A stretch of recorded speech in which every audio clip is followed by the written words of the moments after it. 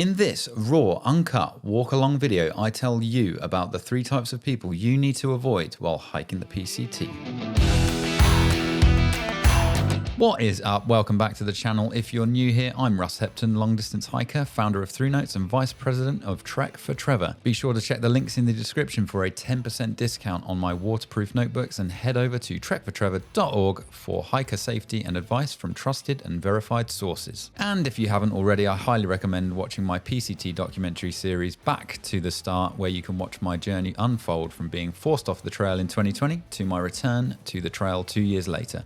Links are up here and also in the description. And if you're new to this series, this is a bit different. I'm going to walk you through my entire Pacific Crest Trail journey, uncut, unfiltered, exactly as it happened, and show you everything that didn't make it into my documentary series. While the raw footage plays, I'll be here in the corner giving you trail tips, gear insights, hard lessons, and what to expect if you're planning to hike the Pacific Crest Trail yourself. Today's episode covers a 72.6 mile stretch from Diamond Peak at mile 1898 to the Three Sisters at mile 1969.6. Okay, if you're excited for this new series, hit that like button, drop a comment to say that you're ready, and let's jump in.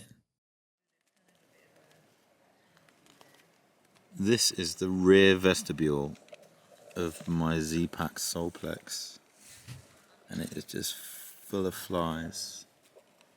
Looks like a bug-ridden morning. No mosquitoes though, just flies. Here's my view though, check it out. Mountains, sky.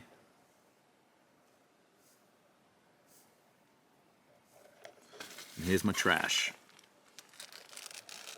Like, I don't know.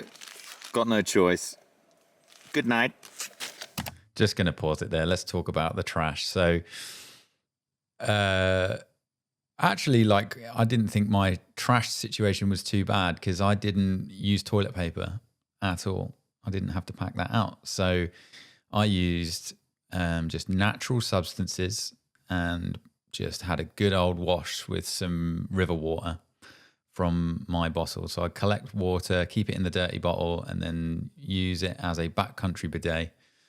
Obviously far away from the trail and far away from water sources. All of the proper protocol was utilized, but yeah, even still, without having to pack out toilet roll, you do have wet wipes where you try to clean yourself, and just like chocolate bars with melted chocolate in, and it does get pretty nasty.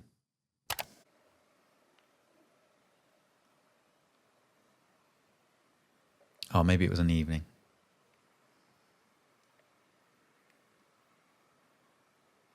Really beautiful.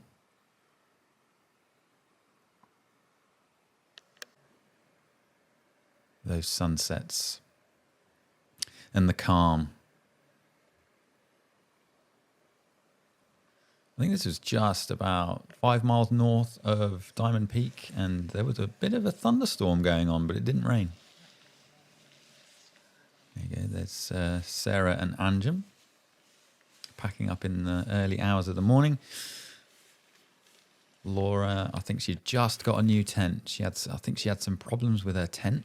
I think something had broken on the old one. And then she tried to get a new one shipped, and Z-Pack shipped out one to her very quickly. And I remember the joy on her face when she finally got her new tent. I think the bug net was broken on the old one, so she was having to sleep in a full rain gear and head net and things. Laura, if you're watching, please leave a comment below and let us know the situation with the tent. I can't really remember. Here you go, the swampy lands of Oregon. Mosquito City.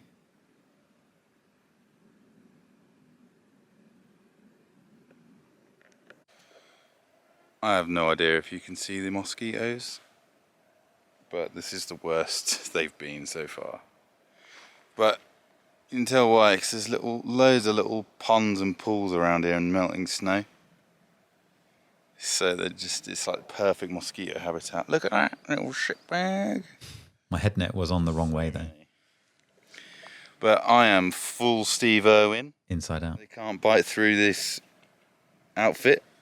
Another quick pause. So actually what I found was that shirt was wicked, but if it got sweaty or it rained, the fabric would hug your skin. So essentially if it's hugging your skin really tightly and it's wet, the mozzies still get through without a doubt. So like my shoulders and where the hip belt was, that was where I was getting bitten. It's just insane. But if it was dry, it was fine. Anyway, it's not nice standing here in all of these mozzies. So I'm going to crack on. Booyah. I'd highly recommend getting a sun cap because the peak of it goes all the way around your head and it'll allow the head net to not be anywhere near your face so that they don't bite through onto your face.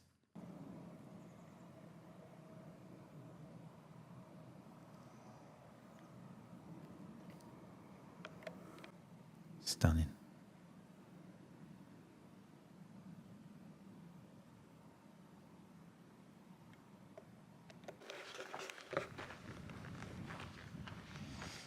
Thursday, 28th of July, 2022. It's PCT day 21. Crossed past the 400 mile mark yesterday morning by about 3 miles, which was really good. So another 200 miles and I'll have hit the 1,000 mile mark for the year. Puffy face. Training. So yeah, feeling pretty chuffed about that. Went to a place called Shelter Cove yesterday. Interesting place. Really busy, lots of hikers, really small place, tiny shop, not much to buy there. Cafe was closed, yada yada yada. And yeah, met some interesting people for sure. I met up with some folks that I've been hiking with, which are lovely. Spigot, Epiphany, Mermaid, all those guys. So it's great to see them. But I did have like a bit of a run-in with a couple of people, which was really odd. So we were on the decking. It was late at night, the shop was shut, no one around, so we just thought it'd be fine to sit on the decking outside the store. And during the day when it's really busy, that area is reserved for folks that have paid to be there. And I'm halfway through boiling some water, and this guy comes up to all of us. There's like five of us in the area, asks us to move, and then stands there and folds his arms like a bouncer and just, you know, and I said, look, I'm sorry, I'm halfway through boiling this water, it's really hot. Do you mind if I just quickly finish the boil, put my ramen in and then move, because I don't want to hold this hot stove full of boiling water and I need to pack the stove away properly first. Then he started getting all aggy. And I just said, look, I'm trying to be polite here, sir. And in the end, I ended up doing what I needed to do and going off. And it's just really strange. So with that guy, basically we're all sat outside this store in Shelter Cove. And it was so after hours, we weren't making loads of noise. We were just prepping dinner. And yeah, he was really upset that we were hanging out there. And I don't think he was someone that worked there because they had all gone home. I think it was someone in the campground, because it's all like RVs in this campground. And I think it was someone who was paying to stay there. And obviously I think it's quite expensive to stay there. And I think a lot of the people that pay to stay there, they don't like the PCT hikers being there for free. There's a lot of PCT hikers, and we had our own separate bit with tables, but there were so many people, we couldn't all fit under there. So that's why we were outside the shop. So in all fairness, totally get it, you know, but in our minds, we were like, oh, you know, it's after hours, like the shop's shut, there's nobody here. So might as well just use this bench just to boil up some ramen. But yeah, I just couldn't move at that moment because my boil was like 2/3 of the way through. I needed to just finish it off. Otherwise, I'd be trying to pack down a burning hot stove. So, bit of a difficult one, but not too bad. On to the next. And then later on, actually during the day, like when I first got there, first sat down, I'm sat opposite this dude, I can't remember his name. A lot of hikers have been talking about him, because he's kind of like, he steals people's food, like asks for money when he doesn't need it. And yeah, I'm sat there and he says, hey dude, do you want to like split the cost of doing laundry? And it's like $2.50. And I don't know when I'm going to be doing it. I just want to chill, eat my food. I said, I'm sorry dude, I don't know when I'm going to be like up for doing laundry just yet. And he said, oh well, that doesn't work for me. I was like, dude, just be yourself, man. I was just gobsmacked at the response. And okay, it's $2.50. Splitting the cost, you know, wouldn't have been a big deal. Like, it's not much money, but then $2.50 isn't much money. But also because I knew what other hikers were saying he had been doing, I also was like, well, hang on a minute. Why would I want to split the cost of $2.50 with you when you've been begging for money off of other hikers and you don't even need it?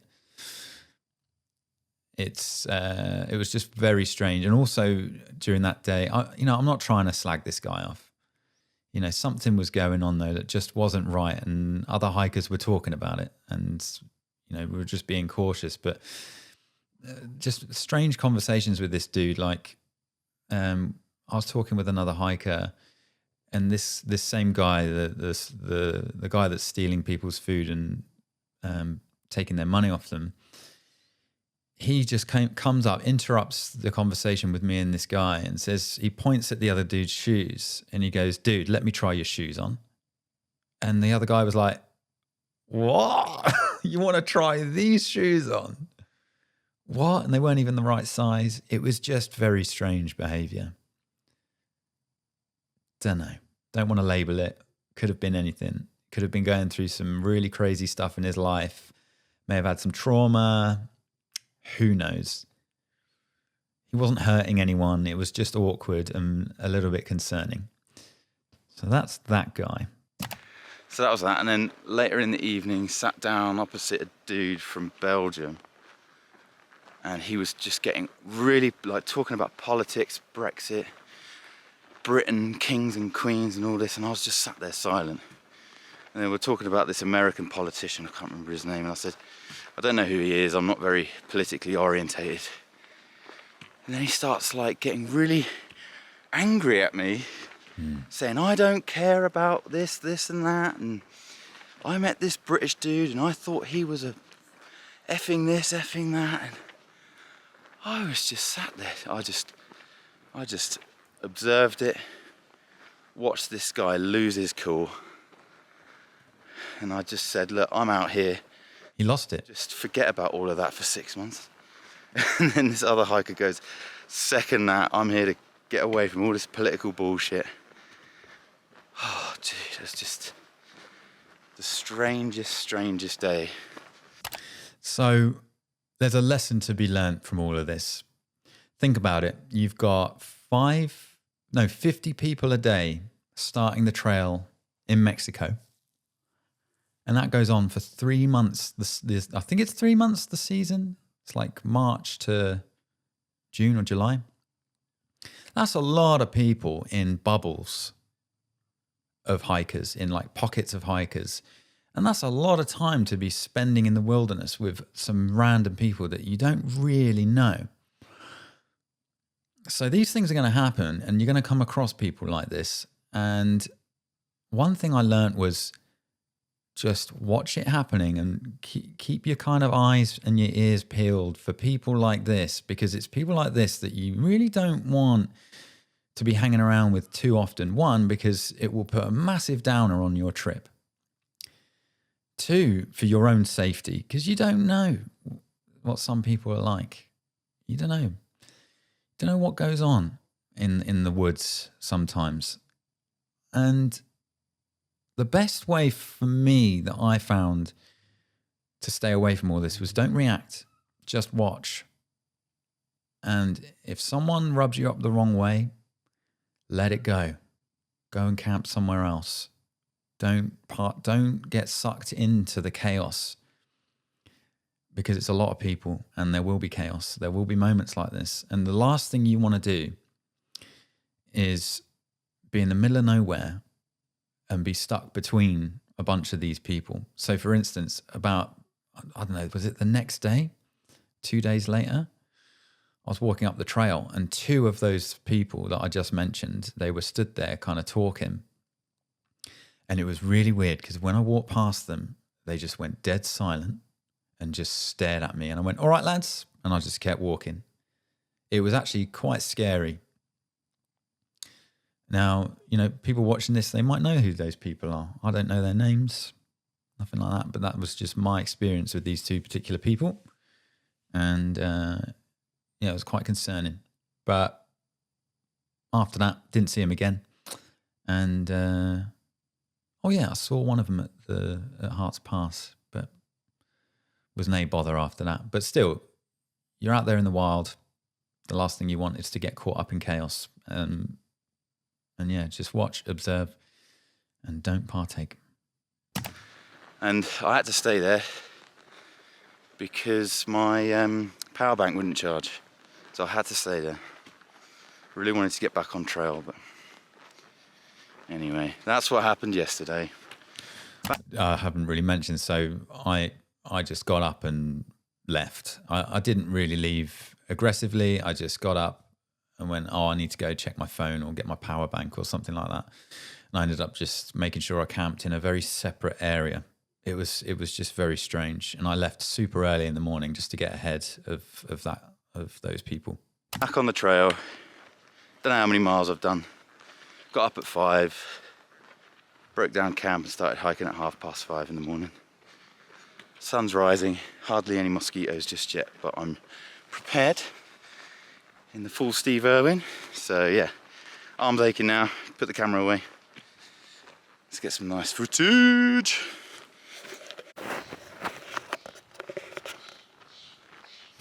So after listening to the Power of Now like a couple of times and doing some meditative exercises and breathing exercises, after yesterday it dawned on me that this whole trek is going to be quite a spiritual growth. Lots of spiritual growth, for sure.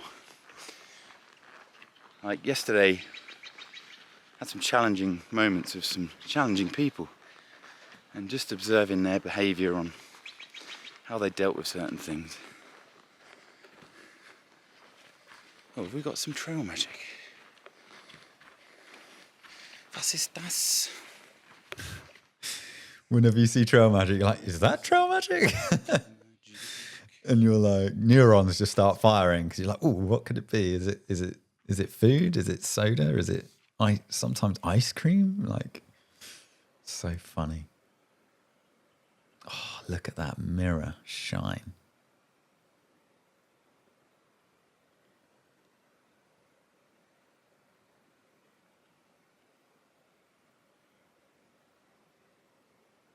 So quiet.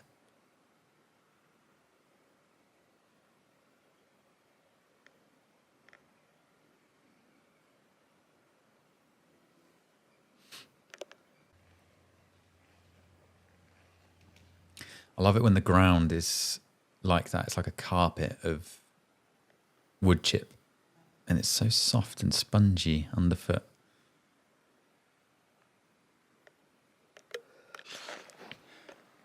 I'm literally in this incredible pine forest. They go on for miles and miles and miles, but this one, every single pine tree is completely covered in a really long furry moss. Every single one, and there's piles of it all over the ground. And it's so quiet apart from the mosquitoes. But wow, what a forest, man. That moss is excellent toilet paper. Excellent. If you can find it on the ground, just collect loads of it and keep it in one of your, like your front pocket or something. There you go, that kind of stuff. And you don't have to pack it out. You can just bury it along with your gift to nature. And I'll tell you what, like after a backcountry bidet, you feel fresh as a daisy. And it's definitely better because otherwise you can contract something called folliculitis. Andrew Skirker talks about that in his blog. And yeah, you don't want to be chafing butter. Got to keep yourself really clean. So backcountry bidet, folks. No TP. Nothing to pack out. Super clean. Fresh as a daisy.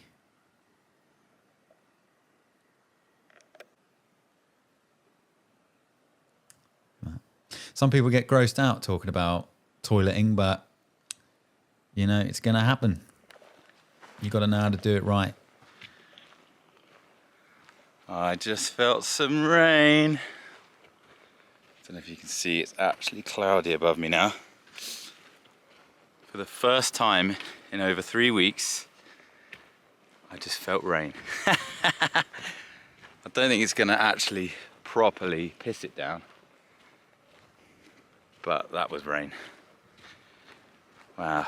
Usually back at home we don't want it to rain, and now we're just like, oh, give us some rain. It was mad. I felt like one little tiny drop on my arm or something like that. And I was like, it literally made me stop walking for a second because I was like, what was that? Bit of rain?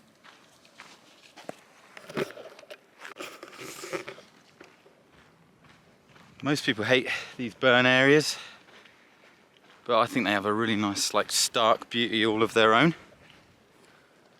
I don't know, there's something really eerie about it. I don't know if you can see. There's that hill behind me, and it's just covered in matchsticks, like fallen down matchsticks. I mean, obviously it's not ideal for there to be so many burn areas. They do happen naturally though, but I don't know. There's a cloud overhead right now, so it's not too hot. I kind of like walking through these burn areas.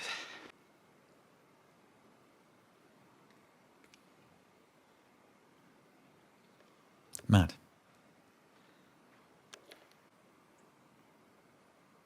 Oh, double shot.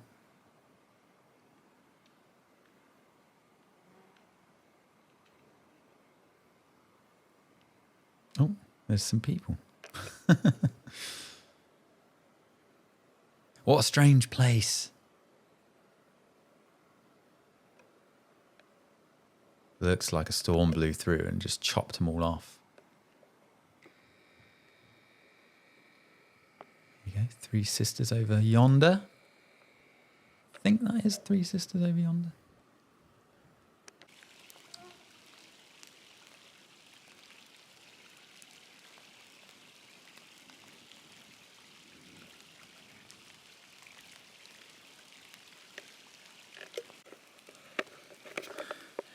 Wow, it's proper raining.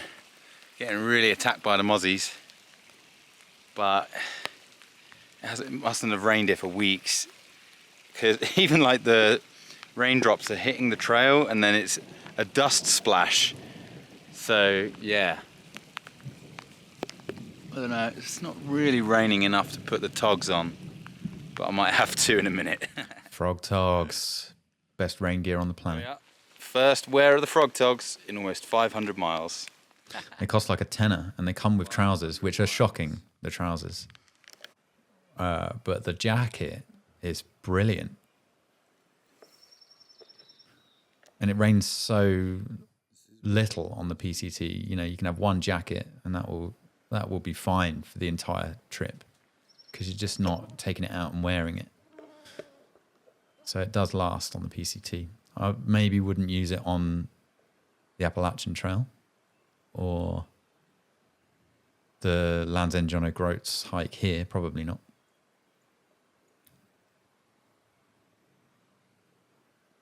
Mirror. Every time I see a reflection like that, Yeah, I just have to stop and take a video of it. The Sisters Wilderness. Exciting times.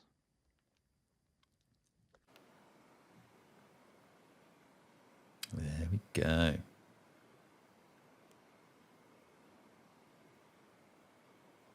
Loved this part of Oregon.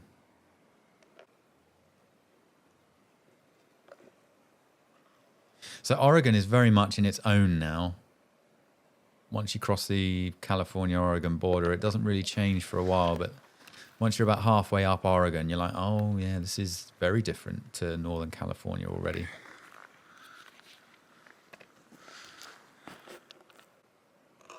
I loved getting these sweeping shots really down to the flowers level, going through the foliage. I think those are little huckleberry bushes. Probably wrong. Don't go eating berries. If I say there's something, don't go eating them. Make sure you check a book. I am not an expert. I am not a trained professional. Read the disclaimer in the description.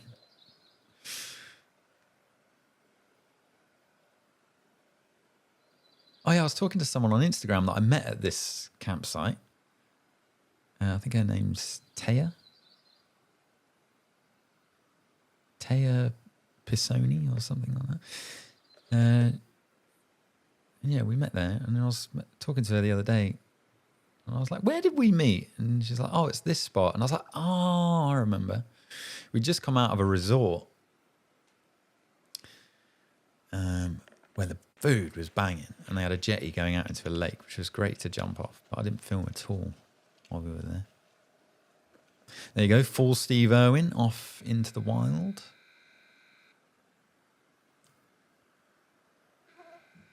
Amazing volcanoes, bit of snow.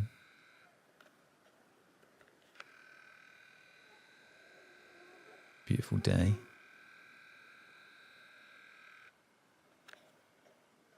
Those trousers were wicked. So glad I had those to keep the mosquitoes off. Really worked well. And they were really breathable. They were warm, but breathable. I wouldn't want to wear rain gear all day because you just get so sticky and sweaty. And the bug shirt that I was wearing is a Rohan Expedition shirt. Oh my Wicked. God. Quality was banging. The mosquitoes just then, were so bad. Let me just pause there because I have to mention the Bobo's lemon and poppy seed flapjacks. They don't sell them here in the UK, but they obviously do out there. And they were one of those foods that I never got sick of, ever. It was like, I must have had like 3 of them a day. And every time I ate one, it was like having a fresh lemon drizzle cake out on the trail.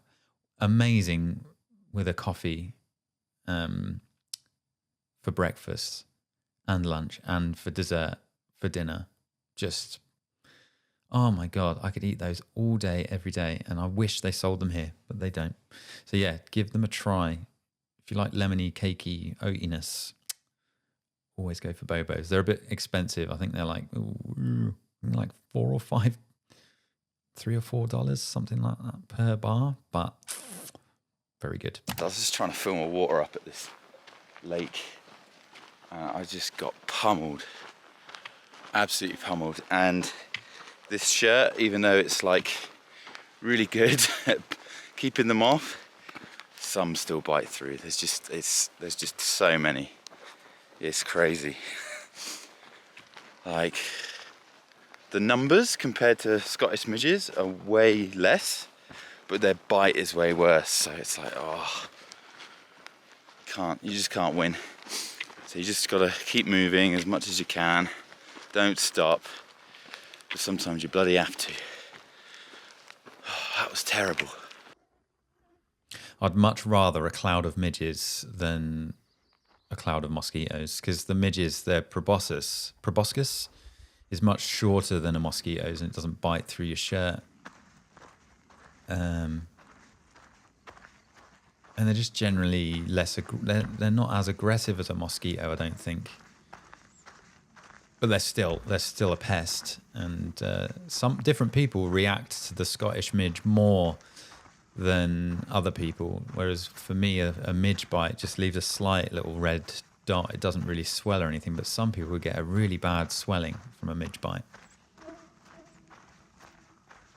Look at that. That single track just.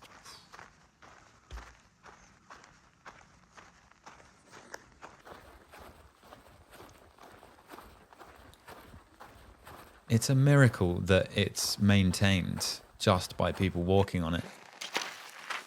In terms of like the width of the trail and stuff, like obviously you get trail workers that come and maintain it in lots of other ways, but just keeping that single track. Oh, these guys. So when I walked past them, really lovely bunch, but they seemed so beat up by the mosquitoes. Like, I was like, you guys all right? And they were like, nah, the mosquitoes are really, It's like opened up really doing us in. open prairie / meadow type place, and we've got 2 of the 3 sisters up ahead. South sister, north sister. The trail is just like sandy, kind of corally, crunchy stuff, which is very typical, and it's really warm, and the mosquitoes are terrible. I just feel so. You can see one on the side of my head net, like, and kind of exhausted today. Mentally, I feel pretty good. I just have to keep remembering that all I got to do is walk more. Just walk more, and that's it. But we got lava fields coming up. We'll traverse those. We'll have the 2 of the 3 sisters on the right hand side, and it's going to be beautiful. Oh, shave. So yeah, I'm actually looking forward to what's up ahead. And then tomorrow, gonna hitch into a town or city called Bend. I've got some new shoes arriving because these have done 500 miles and are starting to feel pretty tough on the old tootsies. Gonna pick up an axe, some spikes, forward those off to Washington, and maybe take a 0, or maybe not. finally got it. All I know is I'll be getting a motel tomorrow night, which I'm really looking forward to.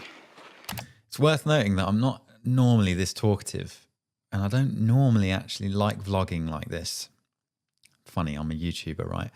But like in the first few weeks, I didn't talk to the camera at all. But then after a while, like my head just got so clear, and I felt so fit and healthy and happy and just full of beans, you know, just loving life. And I ended up just like really enjoying recording my thoughts and stupid shit that came into my head. And I don't know, it just felt really fun actually to do all of this in the end. And I miss how clear my head was while I was hiking that thing. I just felt so good, so fit, so healthy, so happy throughout the whole thing. And I find sitting here in an office every day it takes its toll mentally. And I really cannot wait for the next long distance walk, wherever that may be. Might do a short, long distance thing here in the UK sometime soon, but we shall see. So yeah, that's me.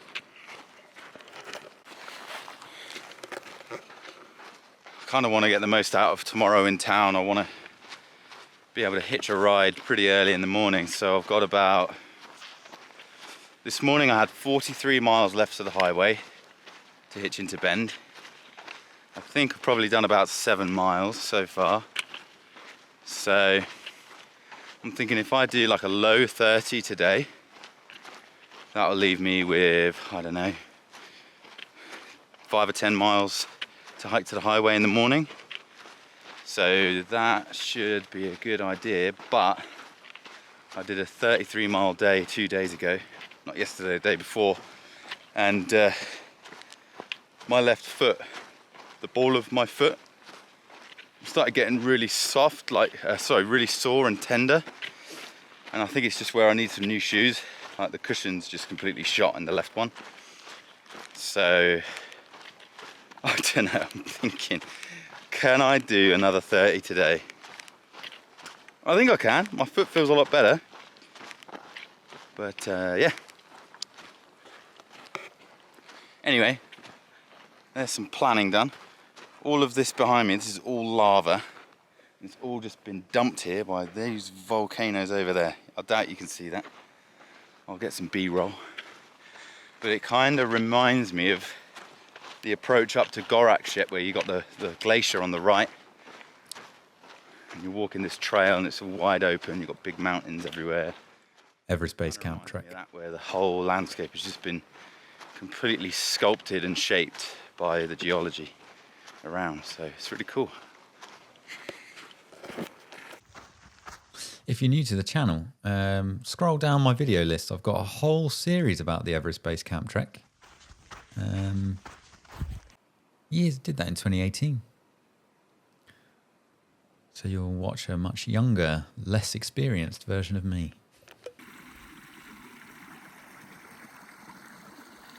I actually, I did a shopping video in Nepal, and I got absolutely scammed by the people in the shops, and the amount of comments from people just being like, dude, you just paid like way too much for those shoes. But I had nothing. I didn't know where to shop. But you live and learn. That guy, he had a really tiny pack on.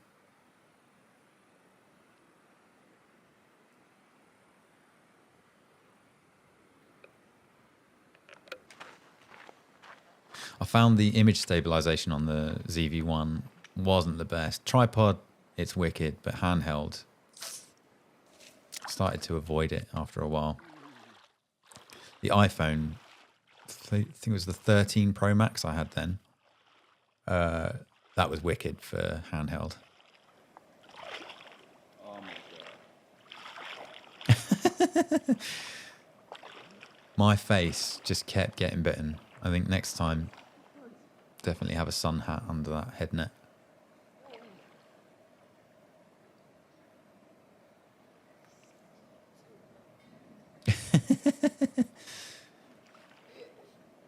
Oh, so good. There were a bunch of like kids. They must have been about 16, 17, just hanging out there. They look like scouts. Oh man. We're in the middle of nowhere.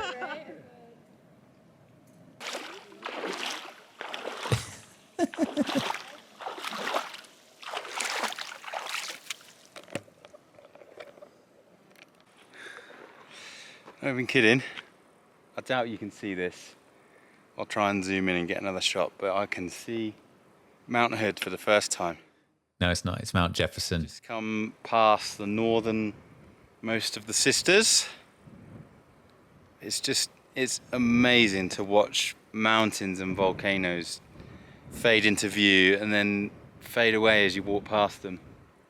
Like Mount Shasta, we could see that for weeks, just getting smaller and smaller, and now Mount Hood in the distance. It's just brilliant.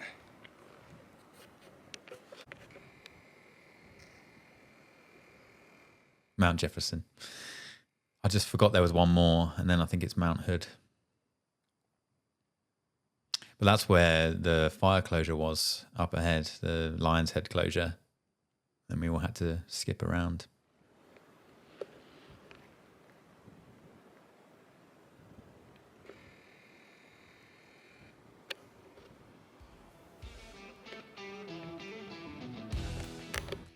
There we go. Hope you enjoyed that.